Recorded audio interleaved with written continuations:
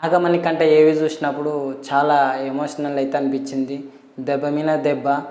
పుట్టిన 2 సంవత్సరాలకే వాళ్ళ నాన్న చనిపోతాడంట. తర్వాత ఇంకా 2019లో క్యాన్సర్ వల్ల వాళ్ళ మమ్మీ కూడా చనిపోతుంది. తర్వాత మ్యారేజ్ చేసుకుంటే తర్వాత డివోర్స్ అయ్యి ఇంకా భార్యని కూతుర్ని వదిలి వచ్చేస్తారన్నమాట ఇండియాకి. అసలుకి వింటుంటే అసలుకి చాలా బాధ. ఓ పక్క నాన్నలే, అమ్మలే, భార్యలే, కూతుర్లే, దీనిల మధ్యలో ఇన్ని కష్టాలు ఎదుర్కొని తర్వాత కొన్ని సీరియల్స్ చేసినారు. ఇంక తర్వాత బిగ్ బాస్ ప్లాట్ఫామ్కి వచ్చినారు. చాలా అయితే ఎమోషనల్. ఎందుకంటే ఒంటరిగా ఉండాలంటే చాలా కష్టము, బాధ. ఆ ఫీలింగ్ కూడా చాలా కష్టంగా ఉంటుంది అన్నమాట.